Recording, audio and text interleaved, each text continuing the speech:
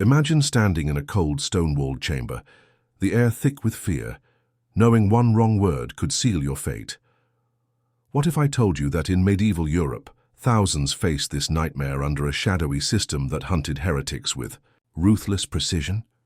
The Inquisition wasn't just a courtroom, it was a machine of terror that shaped history, faith, and fear for centuries.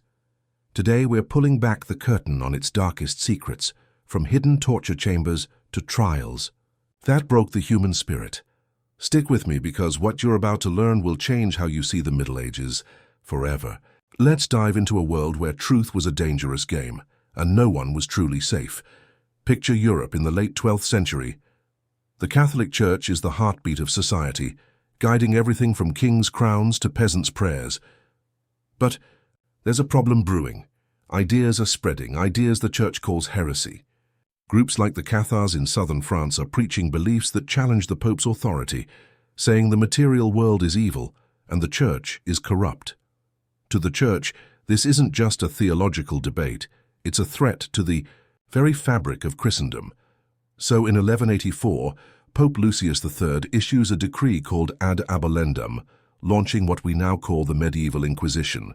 This wasn't a single event, but a sprawling campaign that evolved over centuries, targeting anyone who dared think differently. Why did it matter so much? Because in a world where salvation was the ultimate goal, heresy wasn't just a crime, it was a virus that could damn souls. Let's zoom in on how this all began. The Cathars, for example, were no small threat. By the early 1200s, they had thousands of followers in what's now southern France, a region called Languedoc. They lived simply, rejected wealth, and called themselves the good Christians. Sounds harmless, right? But to the Church, their rejection of core doctrines like the sacraments or the priesthood was a direct attack. So in 1209, Pope Innocent III escalated things, launching the Albigensian Crusade, a brutal military campaign to crush the Cathars. Entire towns were massacred, like Béziers, where soldiers reportedly killed 20,000 people, Catholic and heretic, alike with the chilling justification, "Kill them all, God will know his own." This wasn't just about theology, it was about power. The Church needed to show it could control not just souls, but entire regions. Now, you might be thinking, crusades are one thing, but what about the Inquisition itself? That's where things get even darker. After the Crusade, the Church realized military force wasn't enough. Heresy kept popping up like weeds. So, in 1231, Pope Gregory IX formalized the Inquisition, creating a system of special tribunals run by Dominican and Franciscan monks. These weren't your average priests. They were highly educated, fiercely loyal to the Pope, and trained to sniff out dissent. Think of them as the medieval equivalent of a secret police force, except their mission was to save souls, or so they claimed. Their methods? Let's just say they weren't exactly handing out Bibles and hugs. Here's how it worked. An inquisitor would roll into a town, often unannounced, and set up shop in a church or castle. They'd start with a period of grace, usually a month, where people could confess their sins or rat out their neighbors without immediate punishment. Sounds generous, right? But there was a catch. Confessions often led to more questions, and informing on others could spiral into a web of accusations. Imagine the paranoia. Your neighbor, your friend, even your family could turn you in, sometimes out of fear, sometimes to settle a personal score. Historical records, like those from the Languedoc Inquisitions, show thousands of people were questioned, with some villages losing half their population to trials or exile. This wasn't justice. It was a system designed to instill fear. Let's talk about the trials themselves, because this is where the Inquisition's reputation for cruelty really takes shape. If you were accused of heresy, you weren't just facing a judge. You were up against a machine that assumed your guilt. The process was secretive, and you often didn't know who accused you or what evidence they had.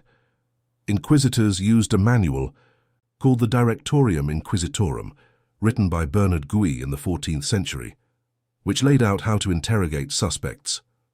Gui, a Dominican monk who ran hundreds of trials, advised inquisitors to be relentless, using psychological tricks to break people down.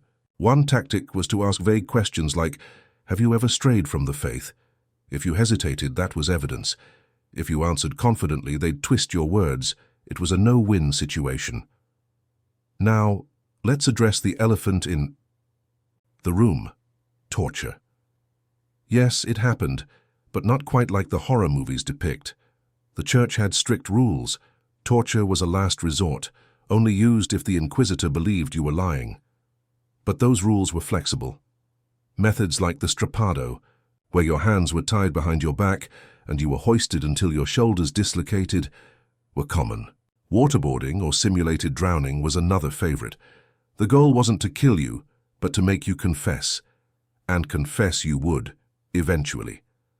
Records from the 1300s show that about 10% of suspects faced torture, but the threat of it was enough to terrify most into compliance.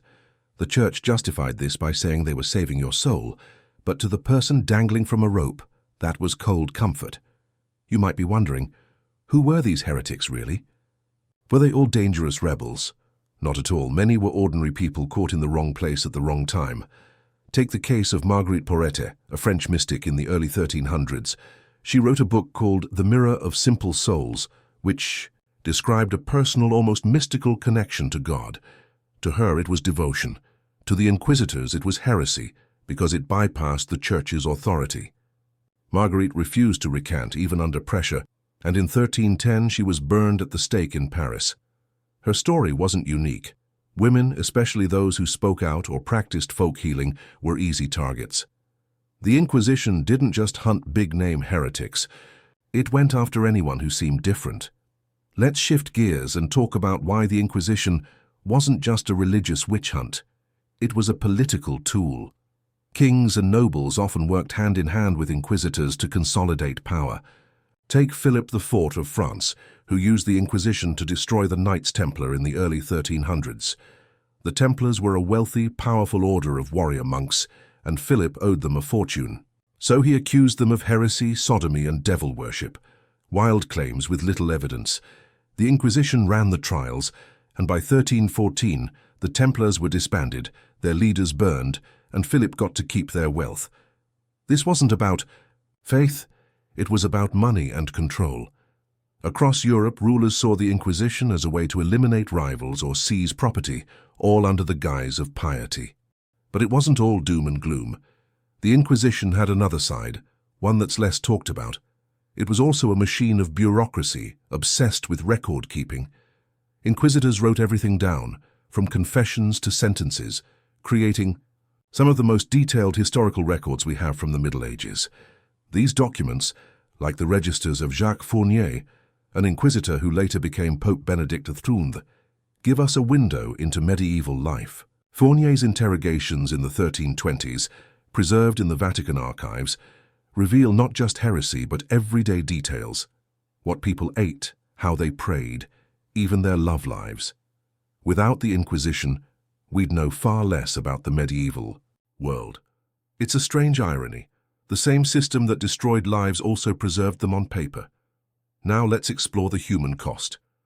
The Inquisition didn't just target individuals, it tore communities apart. In small villages where everyone knew each other, an accusation could spark a chain reaction.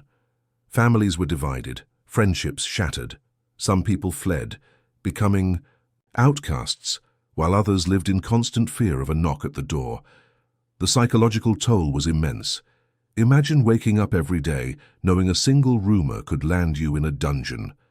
In some regions, like Aragon in Spain, the Inquisition's presence lasted centuries, creating a culture of surveillance and mistrust. Even those who escaped punishment were often shunned, their lives ruined by suspicion. What about the punishments themselves? If you confessed early, you might get off with a fine, public penance, or a pilgrimage. But for those who resisted, the consequences were brutal. Imprisonment was common, often in harsh conditions. Think damp, windowless cells with barely enough food to survive. Some faced lifelong sentences, like the walling punishment, where you were sealed in a tiny cell until you died. Burning at the stake was reserved for the unrepentant, but it was rare. Less than 5% of cases ended this way, according to historians like Henry Charles Lay. Still, the spectacle of a public execution, with crowds watching as flames consumed the condemned, was meant to terrify others into obedience. It worked.